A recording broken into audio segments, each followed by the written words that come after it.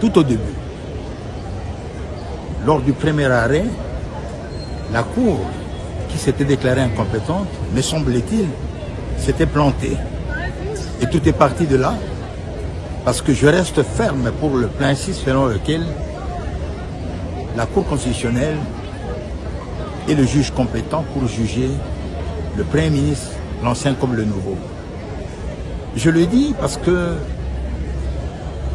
les juges, les membres de la Cour constitutionnelle, lors de leur premier arrêt,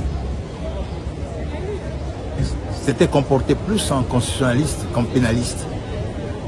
Parce que cet arrêt avait méconnu un principe fondamental du droit pénal qui est celui de la cristallisation, qui se caractérise par le fait simple. Le juge au moment de fait est celui toujours compétent au moment de poursuite.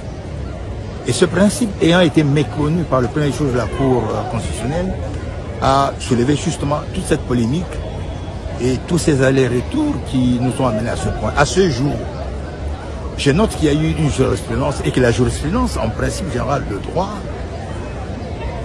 est une institution qui est permise à toutes les juridictions. Ça signifie toutes les juridictions sont autorisées à revirer leur jurisprudence. La particularité du revirement, c'est que un revirement jurisprudentiel généralement a un effet rétroactif. Et dans les cas d'espèce, comment cet arrêt dit de principe de revirement peut être rétroactif? Le débat reste ouvert, mais moi je reste sur le principe. Je prends les deux arrêts de la Cour constitutionnelle, je les fonds en un seul, en rappelant le principe selon lequel le juge, au moment de fait, est celui qui est compétent au moment des poursuites. C'est-à-dire, l'ancien Premier ministre peut être poursuivi aujourd'hui par la Cour constitutionnelle pour les faits commis au moment où il était Premier ministre ou à l'occasion de l'exercice de ses fonctions de Premier ministre. Je reste sur ce principe de cristallisation qui est un principe fondamental de droit pénal et qui respecte l'autonomie du droit pénal. Et je pense que le juge constitutionnel a, comment dirais-je, décidé à examiner, s'est prononcé sur une matière pénale. Et je pense qu'en cette manière, les principes du droit pénal, dont celui de la cristallisation, devait et doit toujours être respecté. Et je vais terminer en disant que cette position que je viens de défendre est consacrée par la jurisprudence. Sélection de 10 projets financés, mais que le Premier ministre Matata Ponyo n'a pas réalisé. 1. Le parc agro-industriel de Bukangalonzo, financé à hauteur de 285 millions de dollars américains. 2. Le projet de la construction de 1000 écoles dans tous les territoires de la RDC, financé à hauteur de 150 millions de dollars américains. 3. Le projet d'achat des locomotives, financé à hauteur de 545 millions de dollars américains. 4. Le projet de l'installation de la fibre optique sur le territoire congolais, financé à hauteur de 480 millions de dollars américains. 5.